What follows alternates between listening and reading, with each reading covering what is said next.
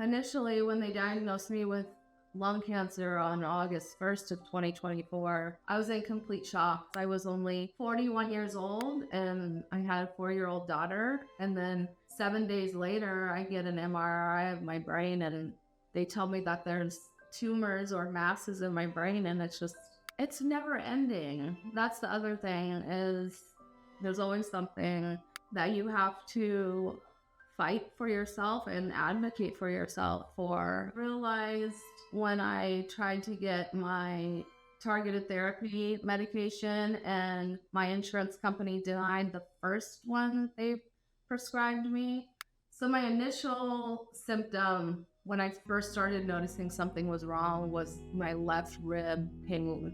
It hurt more when I was sitting, and so I was sitting for work. I had a desk job, and so I would have to take breaks more often. I would have to nap just to change the position, and I remember like trying to get comfortable in my chair and taking ibuprofen, and I thought it would just go away on its own, but it didn't. It kept persisting. My next symptom was fatigue. So as I said, I was having to take naps almost every day after work. And then I noticed that I had an interruptive cough. It was a cough that just wouldn't go away, and I wasn't sick. I didn't have a cold. But when I talk to someone or say certain words or laugh, I would just start coughing. It just continued with me for months. A few misdiagnoses, and because I was young and I didn't have any risk factors, they didn't really take things seriously, or I felt that way. Then I was given a bronchoscopy eventually, which is what found out that I had lung cancer, because they did a tissue biopsy. I was mostly scared for the future for my daughter, because I didn't even know what my treatment would be or how my body would respond to the treatment. I was treated with radiation, brain radiation. So I had 2 larger masses in my brain. I started on my targeted therapy, which was alectinib, and I would take 8 pills a day. And I did that for a year before I got progression. Well, it was September of 2025. And then I was moved over to lorlatinib, which is a different targeted therapy. And I would take 1 pill a day for that. I've also had infusions, so Zometa infusions for my bones, because the cancer had spread to my bones. I've had a Avastin for brain necrosis, which is what happens after you have radiation sometimes. Soon, I'm about to be going through 4 rounds of chemotherapy. The good thing is I only have 1 spot on my liver now. I don't have any cancer anywhere else. So they're hoping that the chemo will reduce or eliminate that spot. And then I may be NED, no evidence of disease. When I tried to get my targeted therapy medication and my insurance company denied the first one they prescribed me.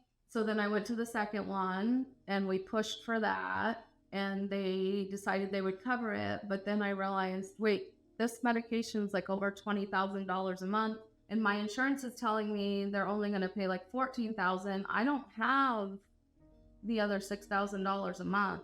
Eventually, I reached out to the manufacturer and they told me, oh yeah, well, we have this $25,000 a year.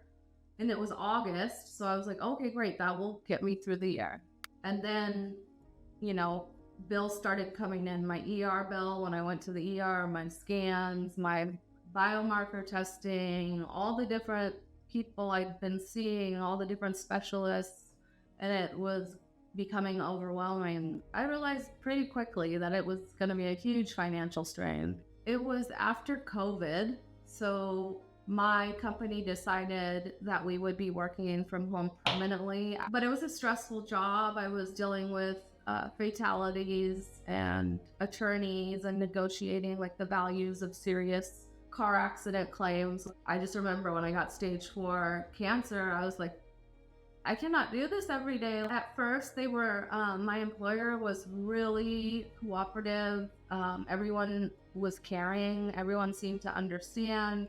I was on short-term disability initially for 6 months. And yeah, everything seemed to go smoothly until my FMLA ran out. And that's when it seemed like someone should have been noticing what was going on and what my case was.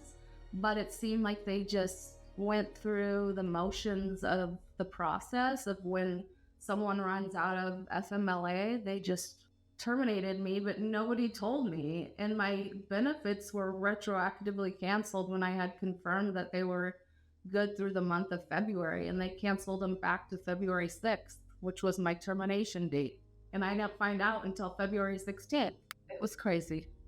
There's been 2 times when I felt like there was a delay in getting medication to me. And the first time was after my progression in September of 2025, because I was switching from alectinib to lorlatinib, and they had to get authorization from my insurance company. In order to get the medication, I would have had to pay thousands of dollars if I wanted to get it immediately. You have the fear of progression, or you're like, I'm already progressing, like time is ticking and cancer doesn't wait, like we gotta go. Then the second time was when my employer retroactively canceled my benefits and I had to move to my husband's. It took so long to process that change and get the specialty pharmacy on board that I would have had a 2-week delay in treatment, but I did not want to have any gap. I mean, I was like sobbing. The time coming up to my last pill, I was distraught.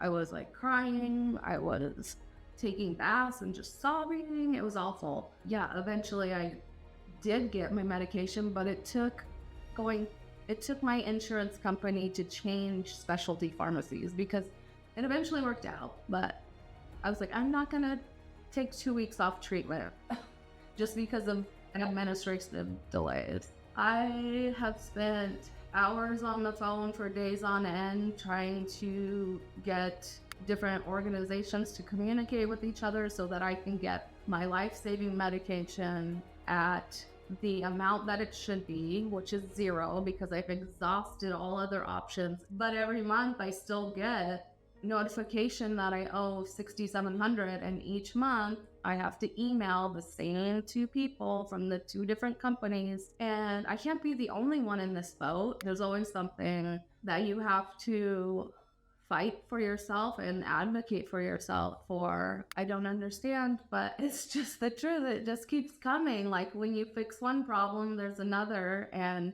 in the beginning, a lot of it was support groups, especially online. I have some Facebook support groups, and so AI has really helped me a lot in just getting the information I need to me, so I know who to contact, what phone number to call, what website to go to, like what kind of programs they have available. I had a neurosurgeon come to one of my radiation appointments and scan reviews, and I did not know he was coming, and he was out of network, but they wanted to charge me this huge amount of money for him. He just came, like he wasn't even the main doctor, so I didn't understand, but he was really kind and he just wrote it off. I called him directly. My friend, she set up a GoFundMe account when I first got diagnosed, and I'm so grateful for that. I wish there was a better way. Like why don't we have someone designated at every cancer facility to help with these sorts of issues? Direct the patients in the way that they need to handle financial burdens, the fact that organizations don't speak with each other. I often wonder to myself, I'm pretty healthy for having stage 4 cancer. I'm mental capabilities and physical capabilities that not a lot of people in my position have, and that makes me really sad for them. And that's why I push so hard, and I spend so many hours on the phone with these companies, because I hope that they will change. Why do people have to apply for copay cards or manufacture assistance. Like when they're fighting for their lives and they have terminal illness, like can't that just be automatic? I definitely feel like it's something that you don't talk about enough. I feel like there just needs to be more programs. And I think there is out there if you look for it and you research it online. Don't give up. There's help. There are so many programs out there, and you Google it, there will be ways to save money. Ask about the financial assistance programs, ask about payment options, things like that. Just don't give up, because there's a way to pay for it.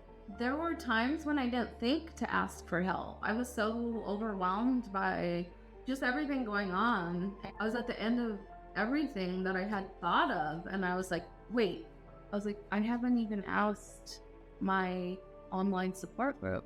It just popped into my head, and they were so helpful. Literally saved my life. So I think you're stronger if you help for help, because we're stronger together, you know? Like more brains, like more ideas. I wish I could spend less time on things like that, because I'd have more time for living my life. And, you know, I don't know if my life's going to be shortened or not. I hope not. I hope I live a full life. But the reality is that my life will probably be shortened by this diagnosis. And it's unfortunate that I have to spend time doing these things instead of just living life, being with family, being with my daughter.